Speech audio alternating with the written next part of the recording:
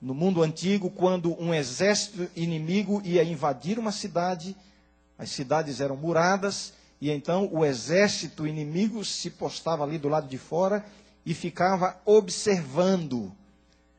Observar não é apenas olhar, perceber.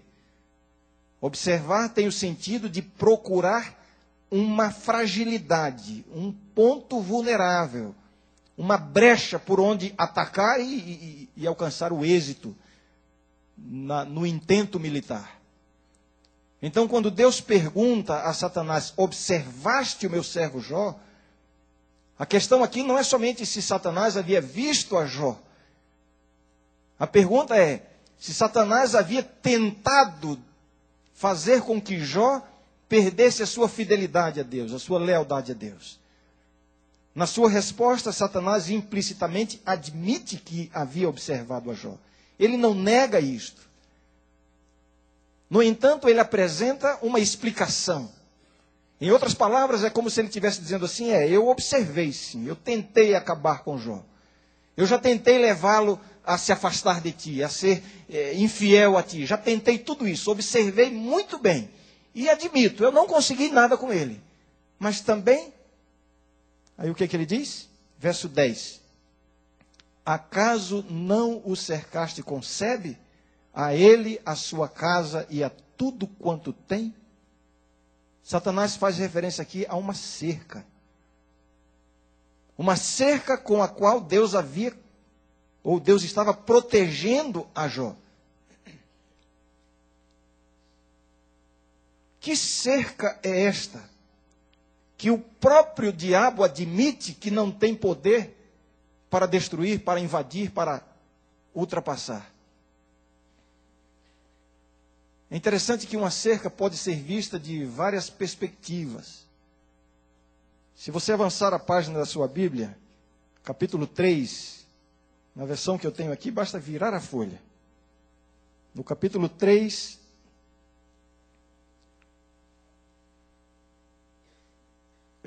o capítulo 3 tem um subtítulo aqui na minha Bíblia que indica qual é o tema do capítulo 3. Jó amaldiçoa o seu nascimento. Jó está passando por um sofrimento muito intenso.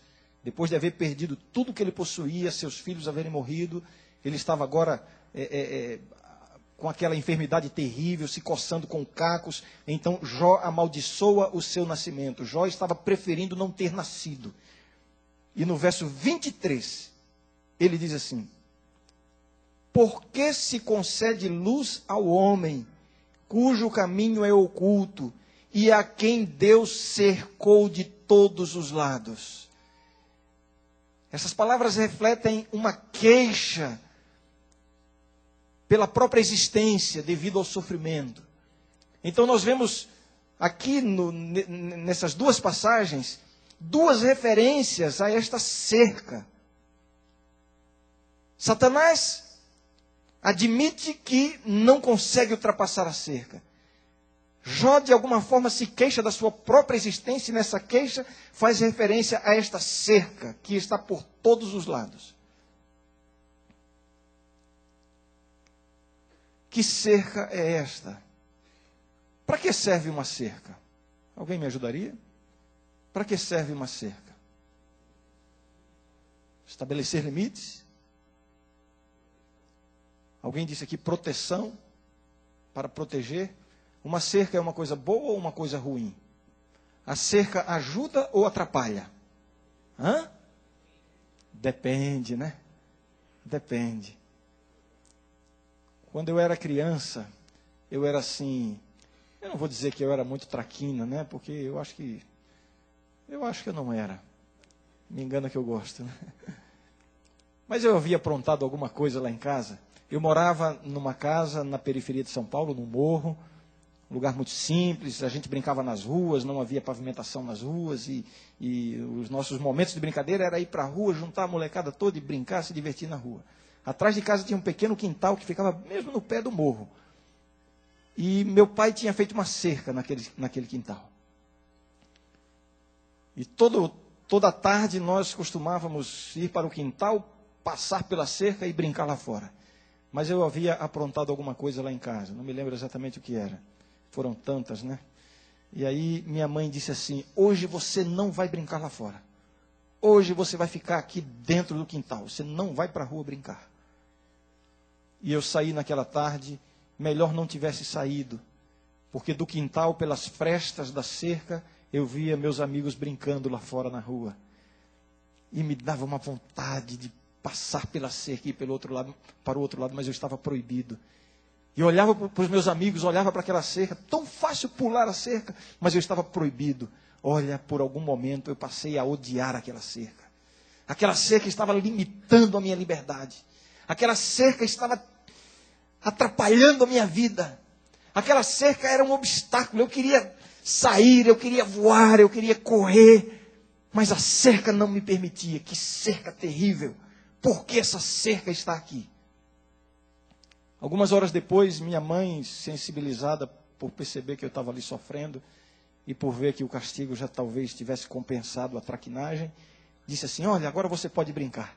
Antes dela terminar de falar, eu pulei a cerca e fui brincar lá fora.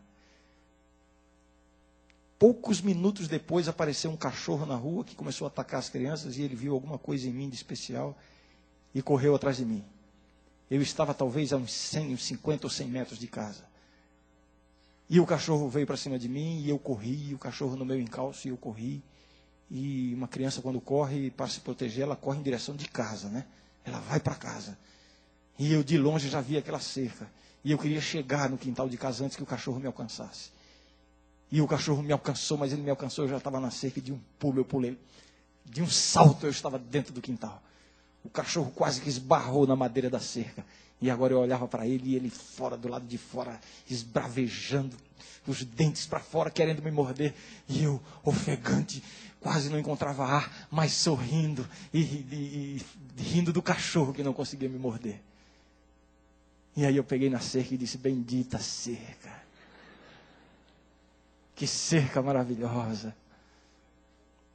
Poucos minutos depois, poucos minutos antes, aquela cerca era a coisa pior da minha vida. Mas um pouquinho de tempo depois eu percebi que aquela cerca foi a minha salvação.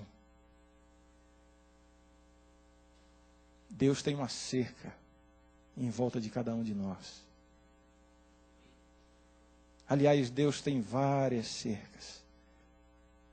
Eu não quero pregar um sermão hoje, eu quero comentar um pouquinho sobre algumas cercas que Deus coloca à nossa volta.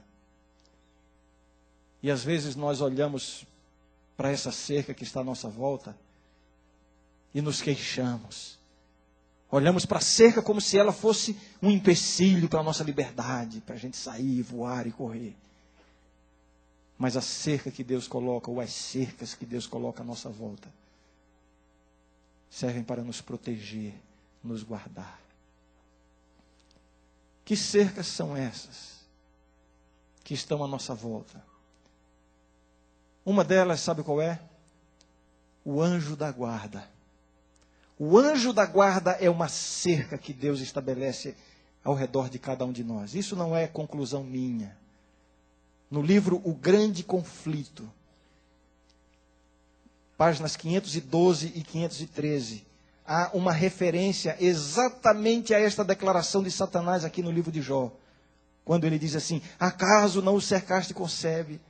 E então, no livro O Grande Conflito, há o seguinte comentário: um anjo da guarda é designado a todo seguidor de Cristo. Estes vigias celestiais protegem aos justos do poder maligno. Isto o próprio Satanás reconheceu quando disse: porventura teme Jó a Deus debalde?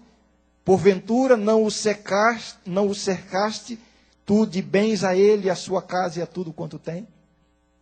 O anjo da guarda, uma cerca que está à nossa volta. Eu particularmente tenho uma curiosidade muito grande, um desejo muito grande de conhecer o meu anjo da guarda. Este é um assunto com o qual eu e meus filhos, a gente frequentemente conversa.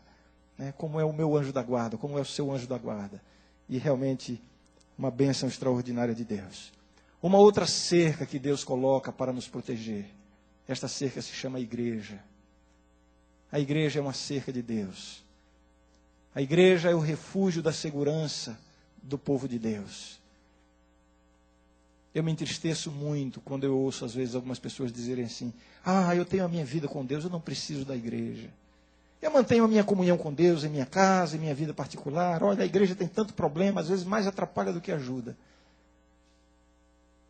Se a igreja fosse tão dispensável assim, eu penso que Deus não teria operado tantos milagres e realizado tantas coisas extraordinárias para preservar a existência da igreja no curso da história.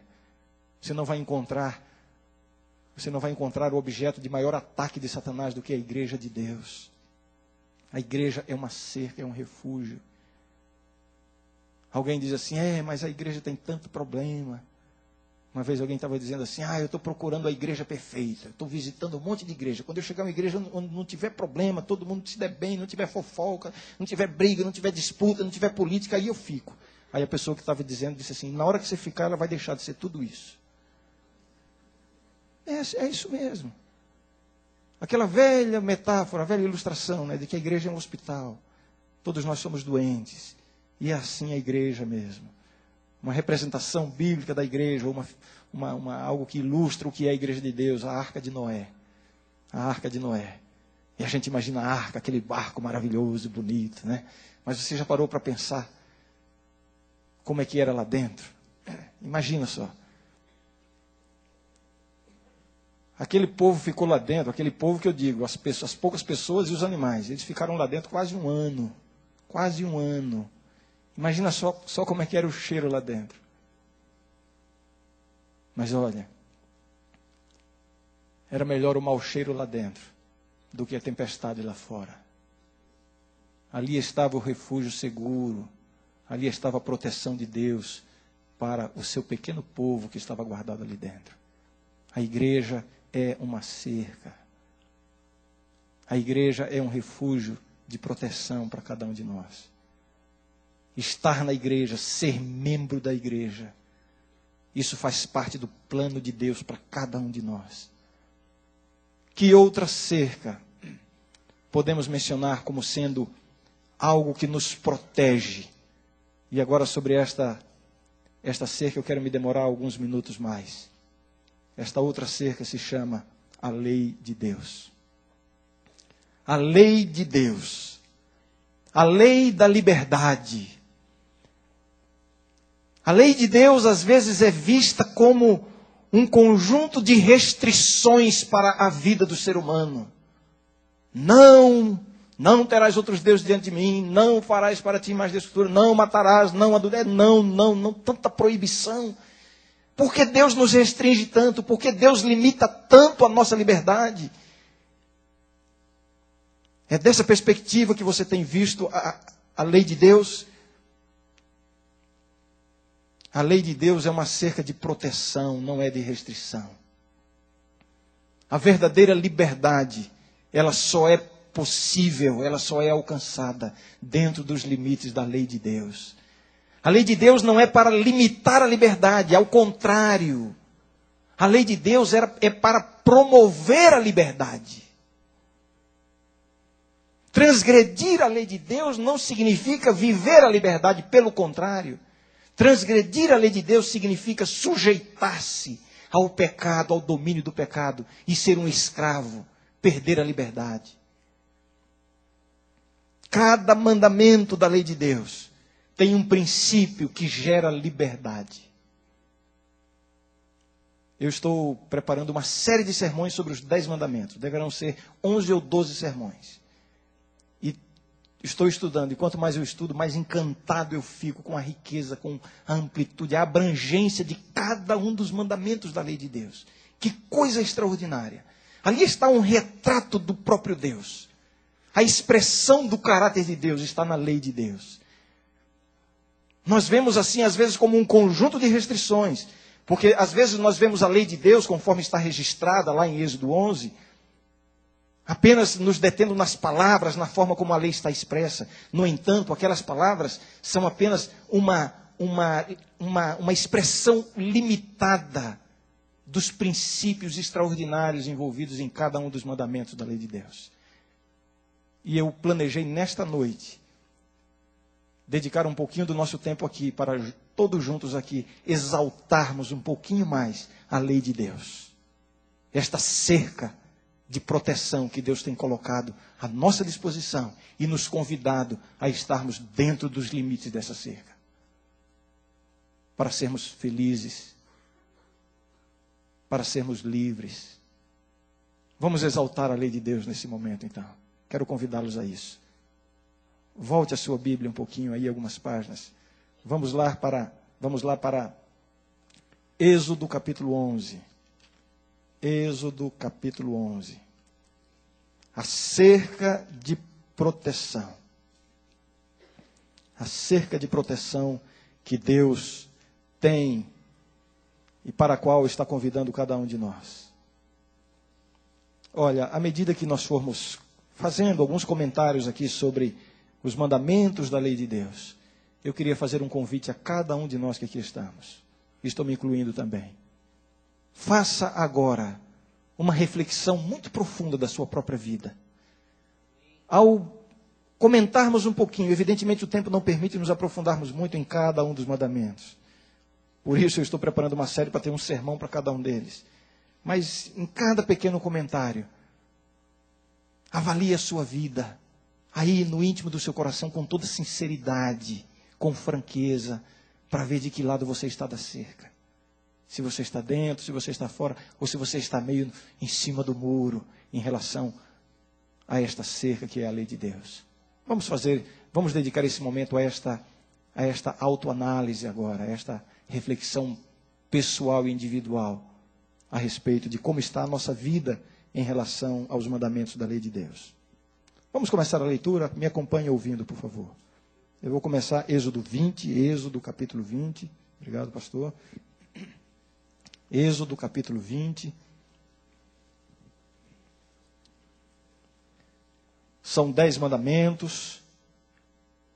Existe alguma divergência em relação à divisão desses mandamentos, né? Alguns dividem de forma um pouquinho diferente, mas no meio protestante, no meio cristão, exceto no meio católico, que eles fazem uma divisão um pouquinho diferente, mas nós concordamos aqui na divisão em que normalmente, tradicionalmente, temos aceito. O capítulo 20 começa dizendo assim: Então falou Deus todas estas palavras: Eu sou o Senhor teu Deus, que te tirei da terra do Egito, da casa da servidão. Não terás outros deuses diante de mim. Primeiro mandamento. É uma proibição? Não é apenas uma proibição. É uma garantia de liberdade. É uma proteção. É uma cerca de proteção. O primeiro mandamento protege contra a idolatria. A idolatria é o pecado mais frequente na história da humanidade. E sabe qual é o grande problema ou o grande perigo da idolatria? É que o adorador, inevitavelmente, se torna semelhante ao objeto da sua adoração. A idolatria leva o ser humano a adorar deuses que são piores do que ele. A idolatria promove a degradação moral. A idolatria promove a violência. Porque aquele que adora os deuses pagãos, e a gente vê isso nas civilizações antigas, deuses que viviam uma depravação moral tremenda, então é claro que os adoradores se tornam semelhantes a eles.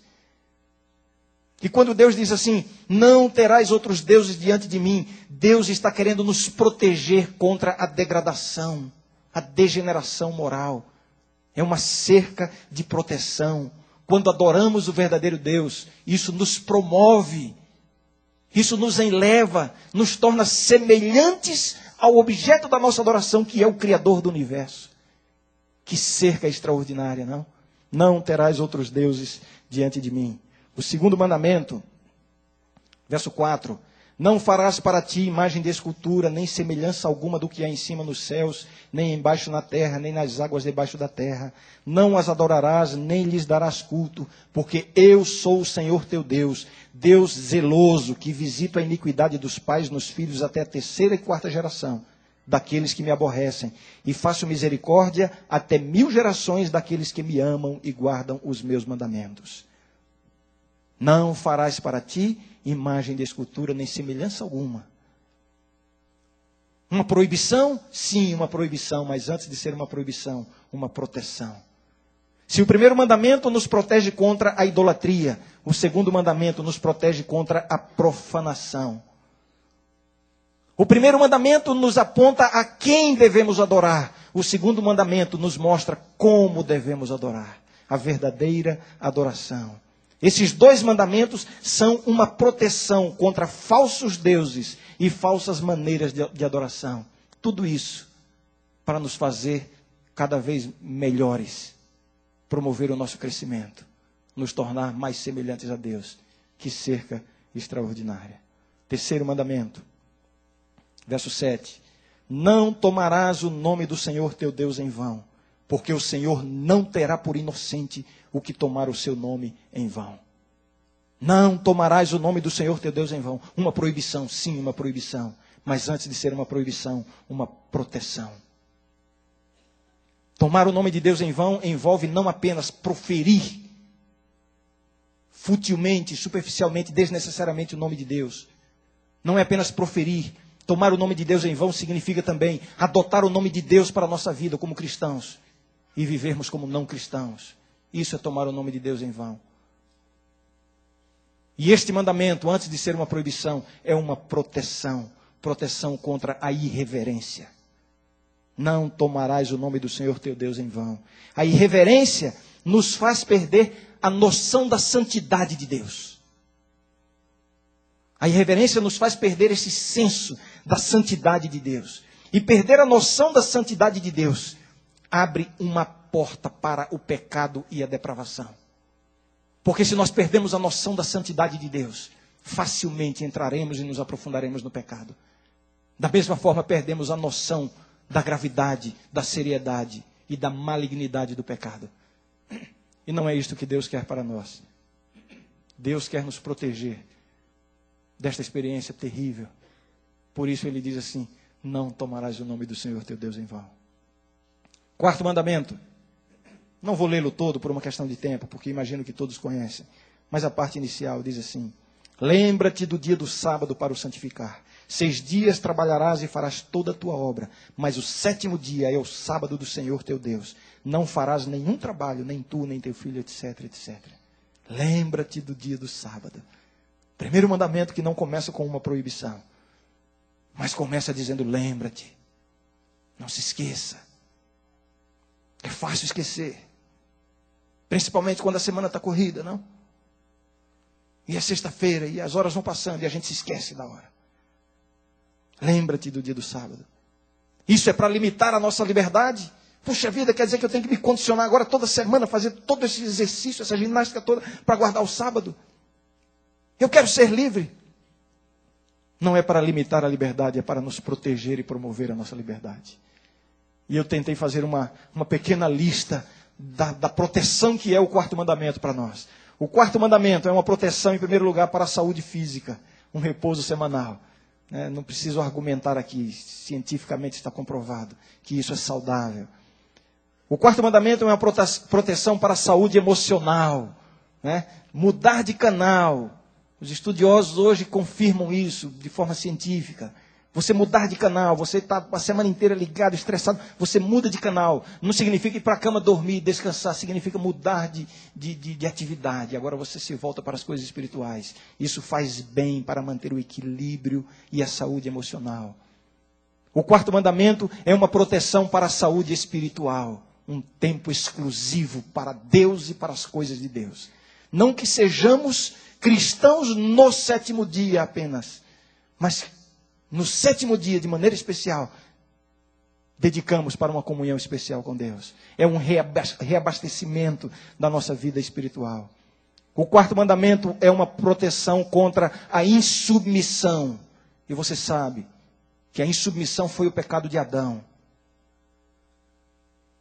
O quarto mandamento é o único que identifica aquele que estabeleceu essa lei.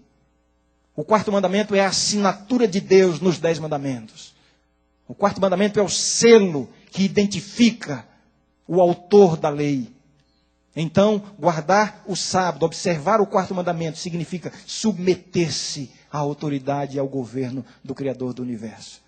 É por isso que essa historinha que às vezes alguns dizem, não, o importante é ter um dia por semana, pode ser qualquer um. Não. Se você quer deixar, obrigado pastor, se você quer deixar para escolher qualquer um, você não está se submetendo a Deus. E o quarto mandamento nos protege contra a submissão. O quarto mandamento nos protege contra a idolatria e o ateísmo. Vejam que declaração que está no livro Patriarcas e Profetas, página 336. É dito assim: houvesse sido o sábado sempre observado de maneira sagrada, e nunca poderia ter havido um ateu ou idólatra. Proteção, uma cerca de proteção. Vamos para o quinto mandamento. Quinto mandamento. Verso 12. Honra teu pai e tua mãe, para que se prolonguem os teus dias na terra que o Senhor teu Deus te dá. Honrar pai e mãe. Uma ordem? Sim, uma ordem. Isso restringe a nossa liberdade? Isso é para limitar a nossa liberdade? Alguém pode pensar assim, se estiver do lado errado da cerca. Antes de ser uma ordem, uma limitação à liberdade, é uma proteção. Proteção à família. Proteção à personalidade e ao caráter que são formados na família. Relacionamento entre pais e filhos. E este mandamento não se dirige apenas aos filhos. Honra teu pai e tua mãe. Está implícita aqui a ordem para os pais de serem dignos da honra dos filhos. Responsabilidade mútua entre pais e filhos. Que proteção extraordinária. A família seria diferente. Seria muito melhor se este mandamento fosse devidamente observado em todo o tempo. Pais, pai e mãe, pense um pouquinho em como você está agindo com seus filhos. Sejam dignos da honra antes de exigir a honra. Filhos, avaliem bem como vocês estão procedendo com os pais. Isso aqui não é uma questão que envolve seu pai e sua mãe, não. Isso aqui é uma questão que envolve Deus, é Deus quem está dizendo. Honra teu pai e tua mãe. Que proteção extraordinária para a família. Vejamos agora o sexto mandamento. Não matarás. É uma proibição? Sim, é uma proibição. Mas antes de ser uma proibição, o que é?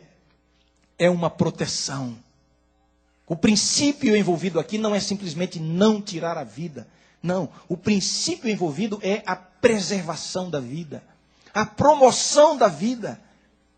Não matarás não envolve apenas não tirar a vida de alguém, mas envolve tudo aquilo que está ao nosso alcance para promover o bem-estar das pessoas. Isso aqui envolve tudo que se relaciona à preservação da vida, ao bem-estar próprio e alheio. Envolve a preservação do ambiente, cuidado com a natureza, porque tudo isso resulta em quê? Em preservação da vida. Aqui está a base para o verdadeiro e bíblico movimento ecológico. Não matarás. Então, eu não jogo lixo pela janela do meu carro, sabe por quê? Porque a Bíblia diz, não matarás. Ué, como assim? É isso mesmo.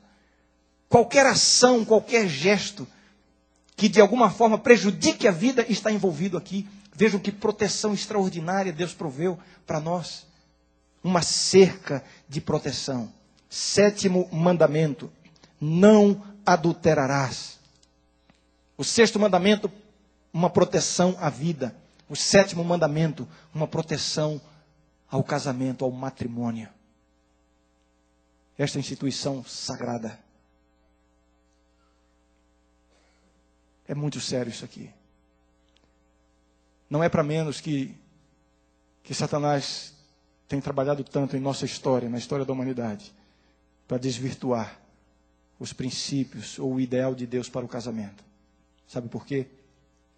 Porque de todos os relacionamentos humanos, a gente costuma dizer que o maior amor humano que existe é o amor de mãe. De fato, é o maior amor.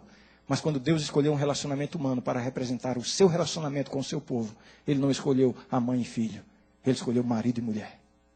É o relacionamento que ilustra o relacionamento entre Deus e o seu povo. É por isso que Satanás quer borrar esta figura, esta imagem.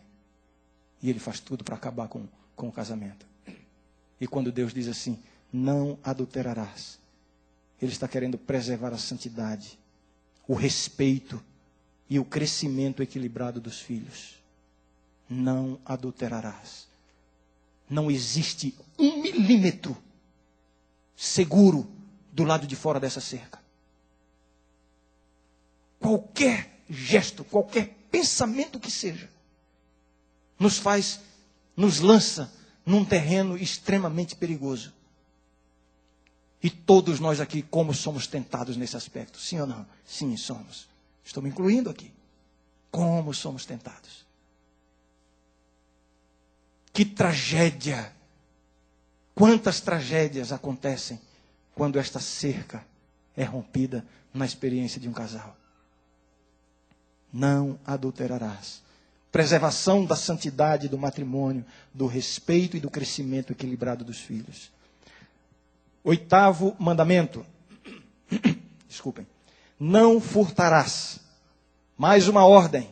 É pecado roubar, mas não é apenas uma ordem, é uma proteção. Se o 7º mandamento é uma proteção ao matrimônio, o 8º mandamento é uma proteção ao patrimônio.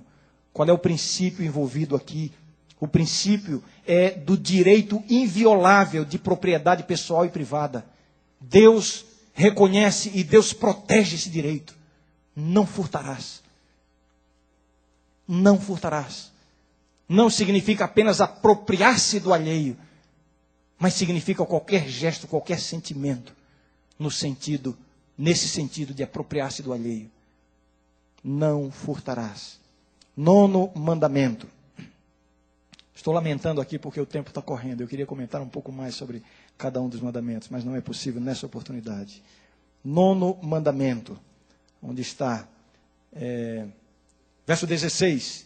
Não dirás falso testemunho contra o teu próximo. Vejam a sequência.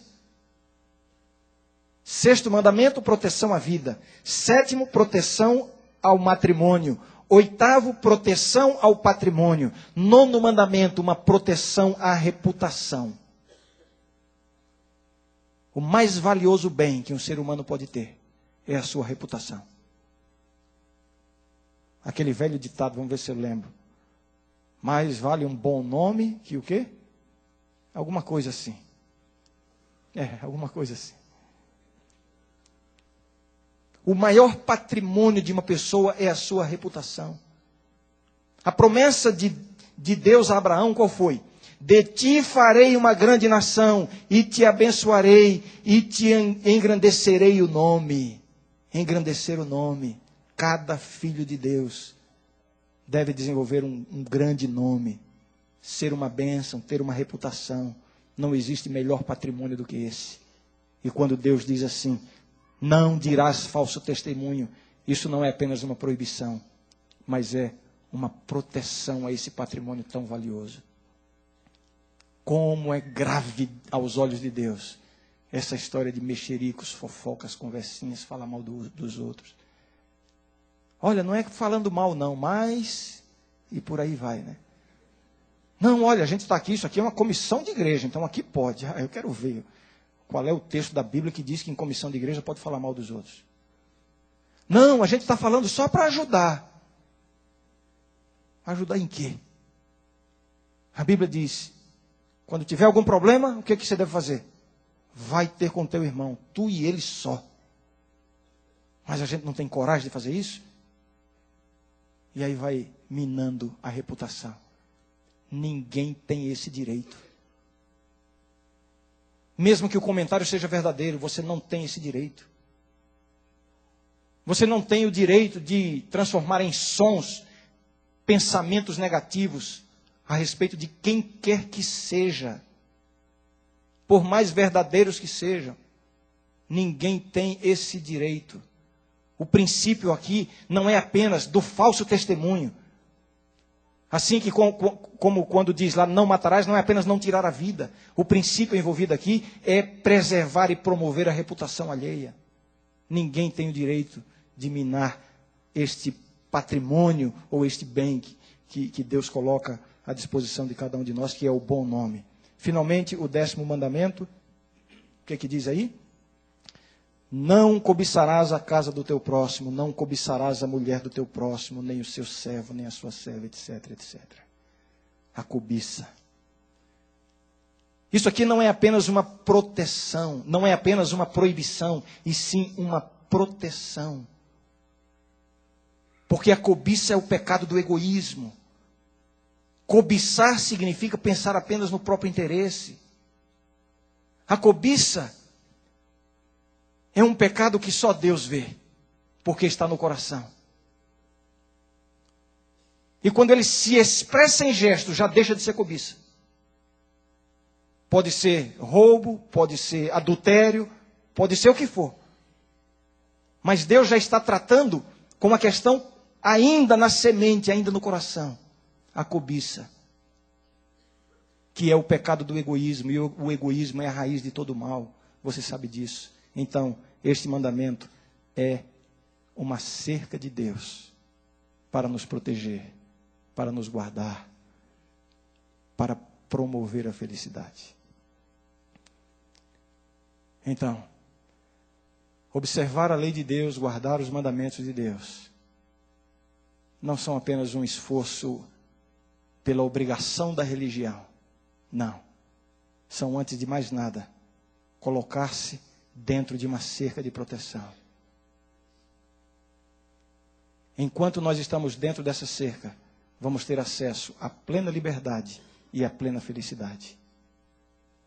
Todo e qualquer problema humano acontece, surge, quando nós saímos de dentro dessa cerca. Mas agora deixa eu fazer a pergunta que eu preparei para fazer. No começo das nossas considerações sobre os mandamentos, eu fiz um pedido. Que cada um aqui fosse avaliando sua própria vida. E agora a pergunta, eu não quero que ninguém responda. Não quero que ninguém faça nenhum tipo de manifestação visível. Eu quero que você responda para si mesmo nesse momento. Será que você está do lado errado de alguma dessas cercas aqui, desses mandamentos? Tem alguém aqui nesta noite que, aí em seu coração, quer reconhecer diante de Deus que está saindo da cerca? Você está percebendo que você está andando por caminhos perigosos? Que você está fora dos parâmetros dos mandamentos de Deus? Isso aqui não envolve aquela velha questão de que é guardar a lei para ser salvo. Não é nada disso. Não há nenhuma distorção teológica aqui. Não é a obediência à lei que nos dá acesso à salvação, absolutamente. É apenas em Cristo. E a obediência à lei é algo que vem também de uma experiência com Cristo. É o próprio Deus que nos dá a possibilidade da obediência. Mas como é que você tem considerado esses princípios de vida na sua própria vida? Eu quero convidar a que você tome uma decisão nessa noite. A Regina vai cantar um hino. A decisão é a de enquadrar a sua vida completamente dentro dos parâmetros da lei de Deus. Se nos seus atos, se no seu comportamento ou nos seus pensamentos, você pode reconhecer agora que está transgredindo alguns desses mandamentos, ou algum deles, e você gostaria nesta noite de dizer assim: Senhor, eu quero passar para o lado de dentro da cerca. Quem sabe você está cobiçando, quem sabe você está convivendo com uma mentira, com um engano, e agora você percebe que você está do lado de fora da cerca, e você quer dizer assim: Senhor, dá-me forças, porque eu quero estar do lado de dentro dessa cerca. Quem sabe você esteja matando com palavras, com gestos, humilhando alguém, tratando mal alguém, guardando algum rancor, um perdão que você não consegue oferecer.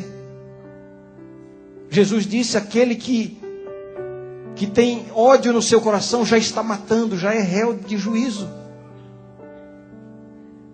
O que é que está faltando para você dizer assim: Senhor, coloca o perdão em meu coração, eu não quero estar do lado de fora dessa cerca? Talvez você esteja em adultério. É possível que não seja um adultério aberto ainda, expresso em atos, mas aí na sua mente, no seu coração, o adultério já está sendo cometido. Ah, como Deus está convidando você a dar um passo para trás e a se colocar do lado de dentro da cerca. E nessa noite você gostaria de dizer assim: Senhor, dá-me pensamentos puros. Me ajuda, Senhor, a resolver essa situação na minha vida. Me ajuda a romper esse relacionamento proibido ou esse desejo impróprio. Dá-me a vitória. Você não imagina, você não pode imaginar como Deus está pronto e desejoso para lhe dar essa vitória. Mas é você que tem que decidir. Será que tem alguém aqui esta noite que precisa tomar uma decisão ao lado de Deus em relação aos mandamentos da lei de Deus? Eu vou fazer a nossa oração de cada noite.